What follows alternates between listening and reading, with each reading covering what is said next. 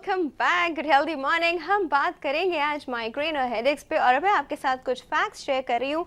एक बहुत मज़े का फैक्ट जो मैंने पढ़ा तो मुझे खुद थोड़ा सा अजीब सा लगा, लेकिन ऐसा होता था एंशंट जो ग्रीक्स का वक्त होता था ना, वो लोग जब उनको हेडेक होता था तो वो क्या करते थे वहाँ पे, वो आलू पीस के लगाते थे वहाँ पे, वो गोभी पीस के लगाते थे वहाँ पे, या अनियन पीस के लगा के सर पे लगाते थे। सोचिए ये सब चीज़ें वो सर पे लगाते थे।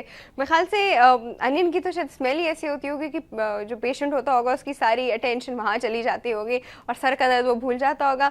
आलू और कैबेज का क्या यूज़ है ये तो मुझे नहीं पता, लेकिन वो अब डेफिनेटली उनको आराम आता होगा तो वो लगाते होंगे। ये एक पुराने ज़माने की ट्रीटमेंट है। अब पता नहीं इसके पीछे कितनी सच्चाई है।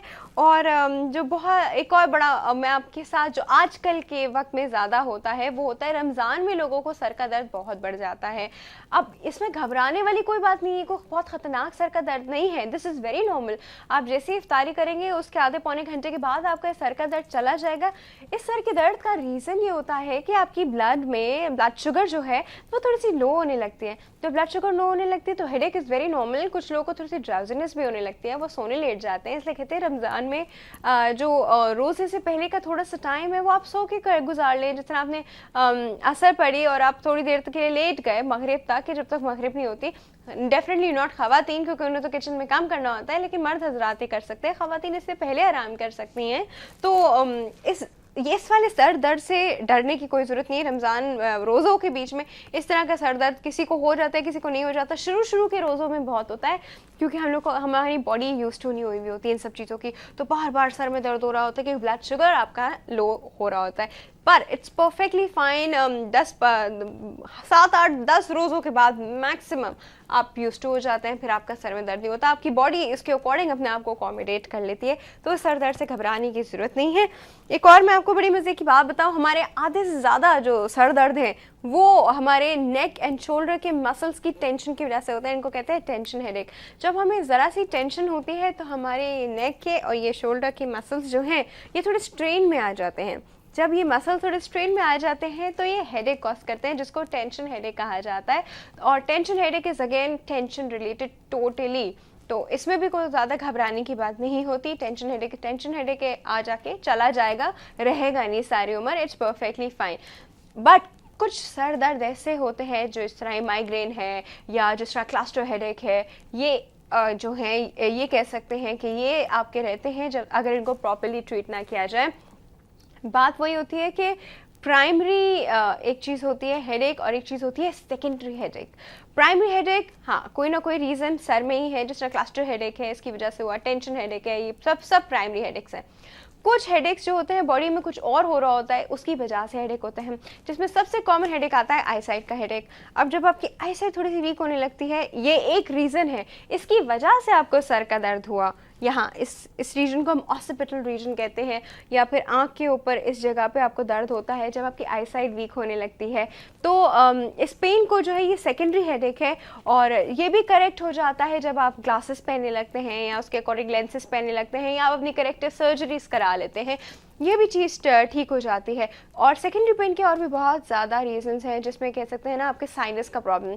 कुछ लोगों को साइनस का इतना प्रॉब्लम रहता है उससे उनके सर में दर्द रहता है, फ्लू रहता है उससे उनके सर में दर्द रहता है, गला ख़राब होता है या कान में दर्द होता है उससे उनके सर में दर्द होता है। मल्टीपल रीज़न है। कुछ का डाइजेस्टिव सिस्टम जो है वो ख़राब रहता है उससे उनके सर में दर्द होता है। सोचें, कुछ लोग को आयरन डेफिशिएंसी एनीमिया होता है, ब्लड सप्लाई ब्रेन में कम जा रही होती है, उससे सर में दर्द होता है। और ख़तरनाक रीजंस भी होते हैं जिसमें ब्रेन ट्यूमर आता है, उसमें सर में दर्द होता है, कोई चोट लगे उसका वहाँ पे हेमाटोमा बन जाए उससे सर में दर्द होता है। बहुत सारे प्राइमरी एंड सेकेंडरी रीजंस हैं, उनको रूल आउट करना पड़ता है। बट इन सब रीजंस के अलावा भी कुछ रीज़न ऐसे होते हैं जो अननोन है अभी तक। बहुत सारे डॉक्टर्स को समझ नहीं आता कि इस सर का दर्द क्यों हो रहा है, उनको अननोन ओरिजिन कहा जाता है, हेडेक ऑफ अननोन ओरिजिन्स। तो डेफिनेटली कोई ना कोई ट्रिगरिंग फैक्टर उनके पीछे भी होता है जो हम लोग को पता नहीं चलता है। अब मैं आपको एक और एक बात जो है मैं आप लोगों के साथ शेयर करना चाहती हूँ। अगर आपको एक हेडेक दिन में 4 बजे दोपहर में शुरू होता है, आजकल के दिनों की बात नहीं करी, आजकल का हेडेक यूजली 4 बजे ही शुरू होता है, लेकिन जो नॉर्मल डेज होते हैं इंसान के अपार्ट फ्रॉम रमज़ान, तो एक हेडेक अगर आपको शाम के 4 बजे शुरू हुआ और वो रहा आपको 1 घंटा 1.5 घंटा रहा और चला गया। फिर आपको अगले दिन शाम में फिर अराउंड 4 बजे ही शुरू हुआ और फिर 1-1.5 घंटा रहा, चला गया। फिर अगले दिन फिर अराउंड 4 बजे। ये हेडेक कहलाते हैं क्लस्टर हेडेक। 4 बजे तो मैं आपको सिर्फ एक टाइम बता रही हूँ, 5 बजे भी हो सकता है, 6 बजे भी हो सकता है, रात के 12 बजे भी हो सकता है। ये हेडेक जो एक टाइम पे शुरू होते हैं, अपना ड्यूरेशन कंप्लीट करके चले जाते हैं, इन हेडेक्स को कहा जाता है क्लस्टर हेडेक। क्लस्टर हेडेक की एक्चुअली एनाटमी क्या है, क्लस्टर हम किस चीज़ को कह रहे हैं, ये सारी बातें तो मैं आज आपको डॉक्टर साहब से अच्छे से डिटेल में पूछ के बताऊंगी।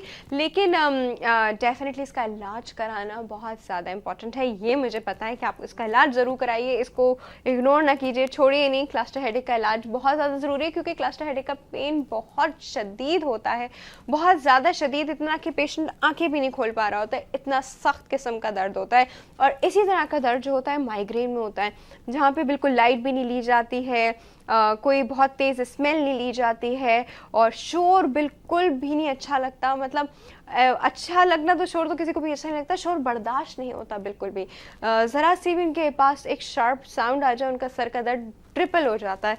तो ये माइग्रेन होता है।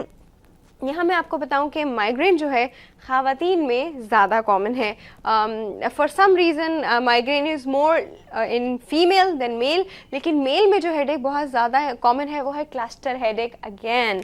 तो ये बात मैं आपको बताना चाह रही थी कि ख़वातीन में अब माइग्रेन पेन कॉमन है और बहुत ज़्यादा कॉमन है। बल्कि कहते हैं कि अगर 4 ख़वातीन जो हैं उनको सर का दर्द है तो 4 में से 1 को माइग्रेन की वजह से दर्द है। सोचें इतना कॉमन है ख़वातीन में।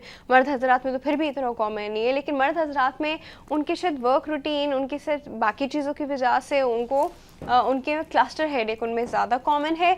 अच्छा, यहाँ पे एक बात जो मैं मेंशन करना चाहूँगी वो ये कि जब हमारी बॉडी में हार्मोनल फ्लक्चुएशन होता है, हार्मोन्स ऊपर नीचे होते हैं, तो भी हमें हेडेक होता है। इनफैक्ट जो ख़वातीन बर्थ कंट्रोल पिल्स लेती हैं जिसमें ईस्ट्रोजन हार्मोन होता है तो उनको बहुत ज़्यादा सर में दर्द होता है। तो अगर आप उन ईस्ट्रोजन हार्मोन की, एक तो non oestrogen hormone birth control pills भी आती हैं प्रोजेस्टेरोन की, अगर आप वो ले लें तो वो ज़्यादा बेटर रहता है क्योंकि ईस्ट्रोजन वाली से डेफिनेटली सर में दर्द होता है। इसी तरह जब प्यूबर्टी के अराउंड में लड़का लड़की दोनों को सर में दर्द हो सकता है क्योंकि उनकी बॉडी में हार्मोनल चेंजेस होते हैं। मेंसेस के अराउंड में ख़वातीन के सर में बहुत दर्द होता है इससे पहले और ड्यूरिंग मेंसेस भी, बिकॉज इतना तेज़ी से फ्लक्चुएट हो रहे होते हैं हार्मोन्स के, बॉडी को अकोमोडेट करते करते अपने आप को थोड़ा सा टाइम लग जाता है जब तक हार्मोन वापस नॉर्मल लेवल पे नहीं आ जाते। तो इन सब चीज़ों से भी सर का दर्द होता है। मैं आपसे एक बहुत इंटरेस्टिंग जो बात शेयर करना चाहूँगी वो ये है, कहाँ गई पुराने ज़माने में, बहुत पुराने ज़माने में जब कोई मेडिसिन का कोई इतना ख़ास नहीं था कि मेडिसिन नहीं थी, लोगों में इतनी नॉलेज नहीं थी, उस वक्त में क्या होता था, अगर किसी को सर का दर्द हो जाए तो लोग कहते थे इसके दिमाग में जो है ना ईवल घुस गया है, इसके दिमाग में कोई शैतान घुस गया है।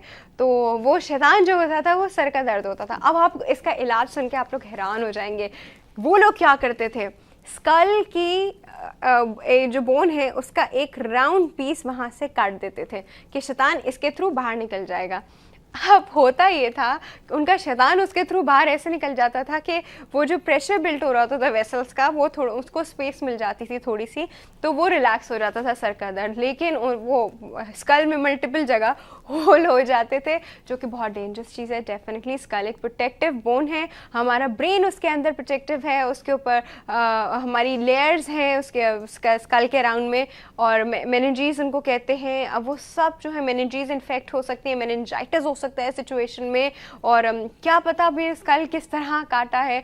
अब पता ही ऐसे चला कि जब पुराने ज़माने की कोई अंदर से स्कल या कुछ इस तरह ज़मीन खोदने पे निकलता है तो उनमें बाकायदा होल्स हुए होते हैं, और कभी कभी उन होल्स के अराउंड में एक न्यू बोन भी जो होती है वो बनी हुई होती है।